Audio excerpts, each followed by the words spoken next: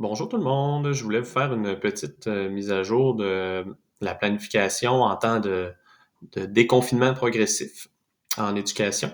J'avais un peu glissé un mot sur ce qui se tramait de mon côté dans mes derniers épisodes de vlog d'un prof déconfiné. J'avais parlé de Classcraft, qui est un outil que j'allais explorer. Finalement, ça a vraiment bien marché, là. Fait que c'est pour ça que je suis content de pouvoir faire une petite mise à jour, vous montrer de quoi ça peut avoir l'air une fois un peu plus développé. Euh, donc, l'autre raison pourquoi je vous présente ça, c'est parce que cette semaine, j'ai entendu chez mes collègues des enseignantes ou des enseignants qui se trouvaient comme poches, hein, qui se trouvaient pas aussi bons ou bonnes qu'à l'habitude parce que il y avait l'impression qu'ils étaient plates pour leurs élèves et ils faisaient comme un modèle d'enseignement qui était en quelque sorte contre leur valeur. Hein. C'était très traditionnel, archaïque. Là, tu sais, on demande aux élèves de rester derrière leur bureau, puis de travailler individuellement. Puis quand on fait de l'enseignement, ben, c'est de l'enseignement très magistral. On peut pas vraiment faire collaborer nos élèves. En effet, c'est pas très motivant pour un élève ou une élève qui est dans un monde surstimulant comme celui dans lequel on vit présentement. Euh, alors moi, ben, je me suis dit pourquoi pas leur présenter un outil que j'utilise. Moi, à ce moment de ma classe, il n'y a pas une grande différence entre le niveau d'énergie puis de plaisir à travailler en ce moment versus ce que je faisais à l'automne quand il y avait plein de collaborations, que je faisais passer du matériel de ludification là, dont je parle un peu dans d'autres interventions que j'ai faites sur ma page Facebook. Euh, mais bref, c'est ça, ça se ressemble beaucoup en termes d'engagement puis de modification. Donc, je me suis dit, pourquoi pas leur montrer ce que j'utilise.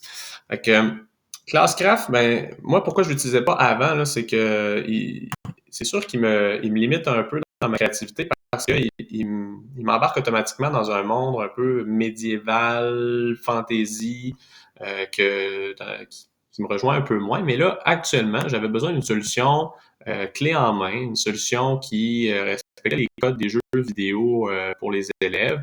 Puis aussi parce que il m'amène à développer quelque chose que je veux amener dans ma propre ludification, qui est le donner aux élèves un sentiment de jeu vidéo open world, jeu à monde ouvert, qui est très populaire présentement. C'est quoi en gros un jeu open world ou monde ouvert? C'est un jeu dans lequel le joueur ou la joueuse beaucoup de choix, peut explorer à son rythme et à sa guise plusieurs avenues et va tout le temps être stimulé par des nouvelles quêtes, des nouveaux défis à réaliser en cours de route.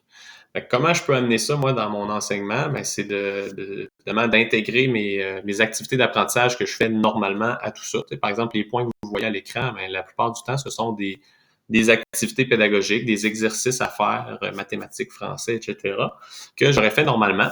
Mais là, je les mets dans un univers de jeu. Fait que, il y a un lien, par exemple, c'est une force magique étrange. Évidemment, il n'y a pas de magie dans ma classe. Mais là, comme mes élèves sont plongés dans un jeu, l'activité je sais pas moi, de grammaire que j'avais prévue, ben là, je la décore, je l'enrobe d'un côté magique qui se passe dans le jeu vidéo et qui justifie pourquoi les élèves doivent faire un exercice de grammaire. Par exemple, je vous donne un exemple concret, là. Une activité de lecture. Après ça, je demande à mes élèves de replacer les événements de l'histoire dans l'ordre, selon ce qui s'est passé chronologiquement dans l'histoire. Ben, ils arrivent à un endroit, puis, je sais pas moi, il y a un objet magique qui a été brisé et le personnage doit replacer les morceaux au bon endroit pour reformer l'objet magique afin qu'il retrouve ses pouvoirs. Vous comprenez un peu le principe? Donc, il y a comme un lien entre les deux qu'on est capable de faire une connexion. Fait que moi, ça me stimule beaucoup au niveau de ma créativité comme prof, puis ça stimule beaucoup mes élèves aussi parce que il y a enfin un lien concret. Il y a un pourquoi est-ce que je dois remettre en ordre cette histoire-là. Normalement, l'élève pourrait dire à quoi ça me sert de savoir ça, à quoi ça me sert de faire ça. Mais là, mon cher élève, si tu le fais pas, ben tu réussiras pas à avoir les pouvoirs magiques qui vont te permettre de battre éventuellement un dragon. Tu sais. Vous comprenez un peu le principe, là, c'est de faire ces liens-là. Classcraft va favoriser beaucoup la prise de décision, les choix, l'argumentation aussi chez mes élèves. On passe au vote à savoir où est-ce qu'on va aller pour la suite de l'aventure. Ça donne des discussions super intéressantes. Ça fait émerger des leaders, ça fait développer l'argumentaire et ça donne ce sentiment-là de jeu vidéo que j'aime beaucoup. Alors, il y a beaucoup de gratuité là-dedans. C'est un produit d'ici. Je vous encourage à aller explorer Classcraft. Ça va être gagnant.